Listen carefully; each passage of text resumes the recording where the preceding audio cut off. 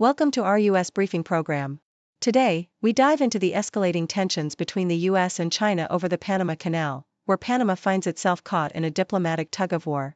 President Trump's threats of military action have added to the pressure, but Panama's leadership is trying to navigate these choppy waters while maintaining their sovereignty. In another shocking story, a 36-year-old man from Western Australia faces serious child abuse charges after a tip-off from the U.S. led to a police investigation. Shaun Henry Ronan appeared in court via video link, facing multiple charges related to possessing and sharing disturbing material. He remains behind bars as the investigation continues, with more charges potentially on the horizon. Lastly, Amazon has abruptly cancelled several orders from China, leaving vendors scrambling after President Trump's tariffs were announced. This move affects a range of products and has raised concerns about the future of international trade for the company. As we see, the ripple effects of tariffs are being felt far and wide. Please stay tuned for more detailed coverage. CNN reports that the Panama Canal, a crucial waterway connecting the Atlantic and Pacific Oceans, has become a focal point in the escalating rivalry between the U.S. and China. President Trump has made unsubstantiated claims that China has secret control over the canal, which handles a significant portion of U.S. container traffic. In response, Panama's President José Raúl Mulino has attempted to reassure the U.S. by distancing his country from China's Belt and Road Initiative. However, tensions remain high, with U.S. Defense Secretary Pete Hegseth affirming that the canal is operated by Panama and not China, while Beijing countered with its own rhetoric questioning the U.S.'s motives. As both superpowers engage in a war of words, Panama finds itself in a precarious position, trying to maintain its sovereignty while navigating the demands of its powerful allies.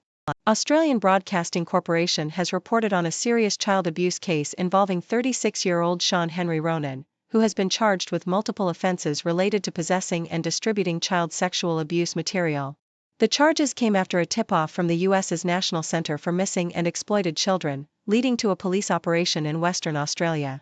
During the investigation, authorities seized a computer allegedly used for online chats to procure child abuse material.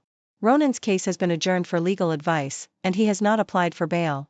The Australian Federal Police indicated that further charges could be forthcoming as they continue to examine additional devices. This case highlights the international cooperation in combating child exploitation and the serious legal repercussions for those involved in such heinous activities. South China Morning Post reveals that Amazon has abruptly cancelled numerous orders from Chinese and other Asian vendors, a move interpreted as a response to the tariffs imposed by President Trump. The cancellations, which affected products like beach chairs and scooters, came without warning, leaving vendors in a difficult position as they had already produced the goods.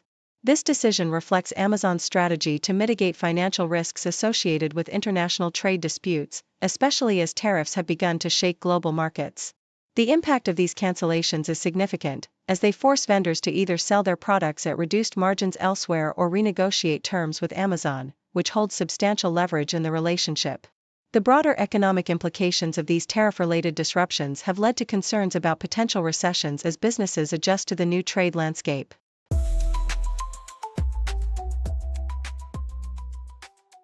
South China Morning Post reports that Southeast Asia's economic ministers convened in Kuala Lumpur to address the tumultuous tariff policies of U.S. President Donald Trump, which have fluctuated dramatically, causing chaos among exporters and hindering economic planning. Malaysia, acting as this year's chair of ASEAN, hosted the meeting shortly after Trump announced a temporary pause on reciprocal tariffs, a move seen as an attempt to stabilize the markets after significant losses. The ministers expressed their frustration over the unpredictability of the tariffs, which have affected countries differently, with Cambodia facing the harshest 49% levy, while others like Vietnam and Thailand also experienced steep tariffs. The meeting underscored the need for ASEAN to present a united front in negotiations with the U.S., as the region's economic stability is deeply tied to the outcomes of these discussions. In a separate analysis from South China Morning Post, the escalating tariff war between the U.S. and China is creating a challenging environment for diplomatic negotiations. President Trump's announcement of a significant tariff hike on Chinese imports has intensified tensions, with China retaliating with its own increases. Observers suggest that back-channel diplomacy may be crucial in navigating this conflict, although the current dynamics make direct communication between the leaders difficult. Both nations are grappling with pride and economic pressures, complicating the path to resolution. Experts emphasize the importance of these informal channels, as they may provide a way to convey messages and mitigate escalating tensions, especially as the economic repercussions of the trade war become more pronounced. Yahoo US highlights the Trump administration's decision to terminate a contract with ICF, a firm instrumental in producing the National Climate Assessment, which evaluates the impacts of climate change across the United States. This move raises concerns about the future of the assessment due in 2028 and reflects a broader trend within the administration to reduce funding for scientific research and climate initiatives. The last assessment indicated that climate change is increasingly affecting American lives through rising costs in various sectors, including healthcare and food. The administration's actions, which include halting work on climate-related research, signal a significant shift in federal priorities regarding climate science and environmental policy.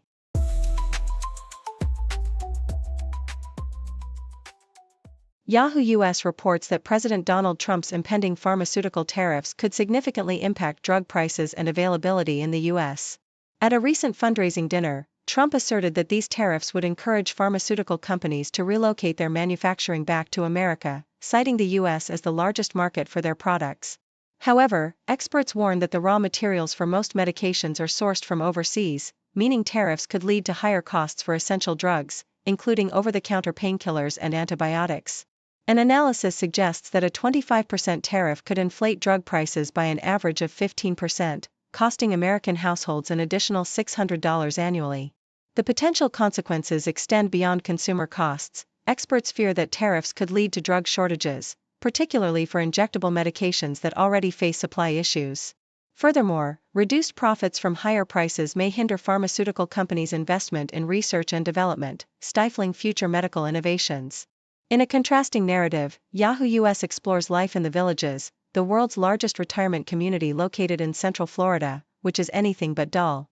Spanning 57 square miles and home to 150,000 residents aged 55 and older, the Villages offers a vibrant lifestyle filled with activities, including over 2.5 million golf games annually and a plethora of clubs ranging from Zumba to World War II book discussions. With an amenity fee of just $199 per month, residents have access to countless events and facilities, ensuring they are never bored. Despite some scandalous rumors about the community, visitors find that the majority of residents are focused on enjoying life, making friends, and participating in daily celebrations with live music and dancing. The sense of community and social engagement appears to contribute to the residents' overall health and well-being, making the Villages an appealing option for those considering retirement. Thank you for tuning in. The content above showcases the latest briefing reports and analytical synopses, thoughtfully curated by the 6Do team. These insights stem from a wide array of reputable media outlets, think tanks, government sources, and specialized experts worldwide. We encourage you to explore these sources for a comprehensive perspective. Keep in mind that while the content may not always align with the official standpoint of 6Do Brief, it's not meant to be taken as absolute directives for decision-making.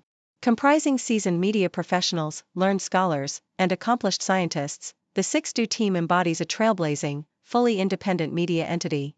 To customize 6Do Brief to meet your professional needs, you have the option to subscribe to a diverse array of briefings on our website, 6dobrief.com. Regardless of your location, you can conveniently receive 6Do Brief via email. Stocks to rise and sometimes shiver. Economy goes up and down. In this game we wear the crown.